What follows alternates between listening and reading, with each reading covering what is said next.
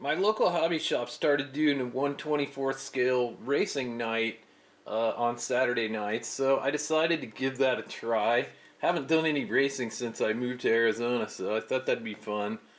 But I picked up this 24th scale micro rallycross car. It's the ready to run version, comes with a 2.4 gigahertz radio. It is by Losi, and it has this hypercharge system which is supposed to charge your battery pretty quick, I guess. It is four-wheel drive. It's a two-cell battery. Like I said, it's got the 2.4 gigahertz transmitter, which is great. And I understand you can also bind your Spectrum DX4S to this. So I've got one of those, and I'll give that a try. But let's just get into the box here and see what it's all about.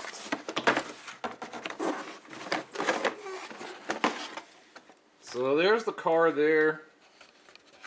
Comes out by itself. It's got these zip ties. You're gonna have to cut those.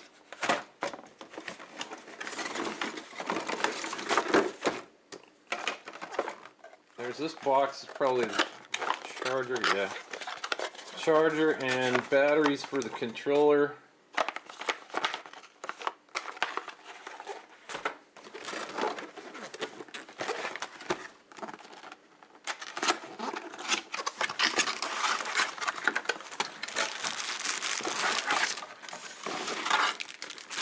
And there's your Spectrum radio. Alright, so basic Spectrum radio, DX2E, 2-channel radio. It's got a good feel to it. That's a little light. Maybe you can adjust the spring, I don't know, but it is a little light. Does have the ABC sticker on the back, so it'll work with ABC cars. And yeah, basic throttle trim and steering trim here, power button, and batteries go here. So it takes 4 AA's, which comes with. So here's the car itself, and it is that rallycross style. I've been watching that pro rallycross racing on TV. That is some pretty cool racing, and I like this style of car. It's really cool. It's got the same kind of suspension system and same frame as the older version had, and same like battery box here. The one at the store was really tight. Let's see. Yeah.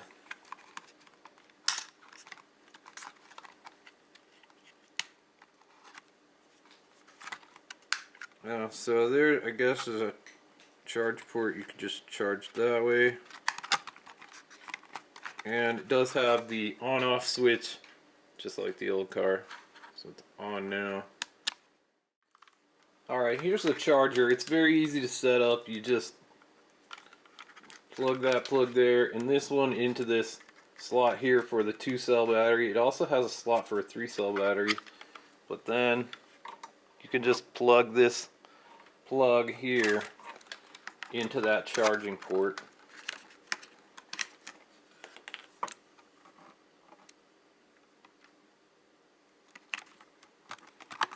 Just like that.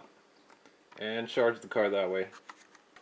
So when it's done charging, which the first time only took about 7 minutes, both of these lights turn green and you get a beep, like a quiet beep, every 30 seconds or so.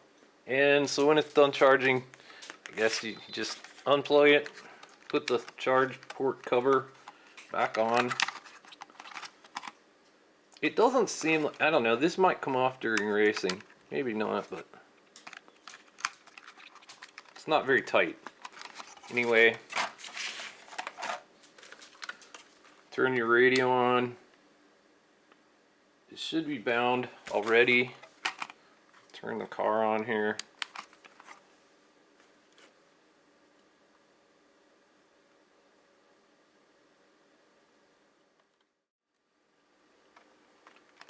So after you charge up your car and you turn it on for the first time, you may find that it doesn't work. And I was a little surprised by that, but the trick is you have to go in here and get this battery out, and I find the best way to do that is to kind of hit it and grab hold of the plug, or get your fingernails under the edge and pull it out that way, and eventually it comes out. It's tricky, but it comes out, and then you got to plug it in there. So it comes shipped with this unplugged, and your car's not going to run obviously until you plug that in. But plug that in, put this all back together, put that on. Now when I used my backup battery, I was not actually able to get this to stay on, but you know, that's okay. Anyway, so then you turn the car on,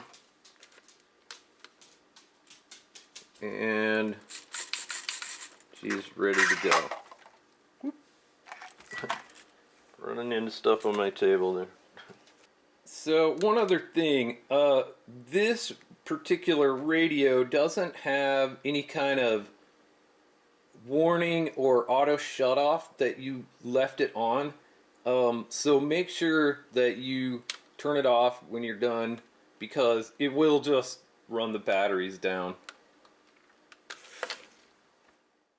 Okay, the tricky thing about this car, man, is it is so fast that, you know, I can't drive at full speed without crashing like that. So you really have to take some time and get used to it, you know, before you can make it out around the track at any speed at all.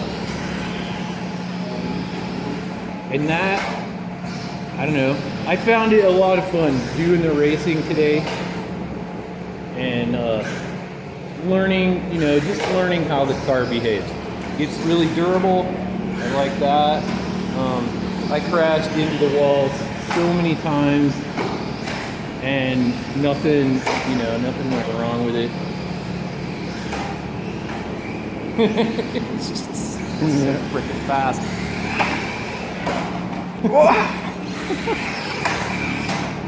It's hard to control if you get it, you know, full speed.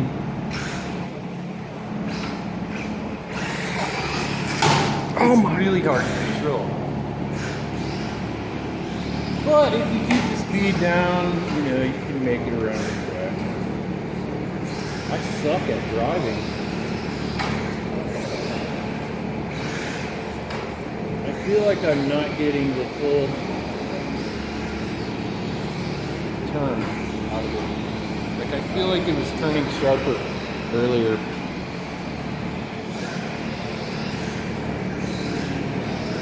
Oh, that's cool.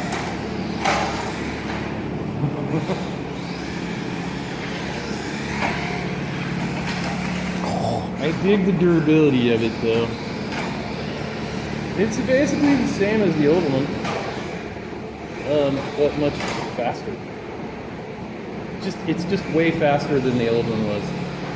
The old one that had nickel batteries and a brush motor, which I reviewed like 3 years ago.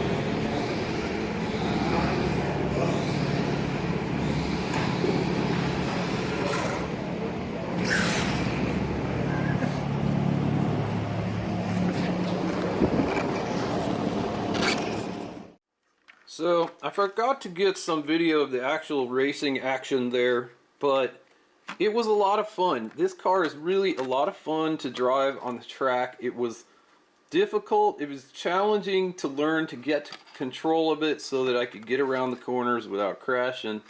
But over time I did get better, and I got to where I could, you know, kind of navigate the course okay. In the video that I did, I had messed up the suspension, and so that's why I was having trouble turning the car in the video clip that I just showed. But as long as everything is together and adjusted right, it really drives nice, and it has a good racy feel to it. It's got good acceleration. You know, it's really hard to handle if you give it full throttle too much. But overall, a lot of fun. Great little car, very durable. The transponder that I needed for the race fits right into it. It's kind of designed to accept that, so that was handy.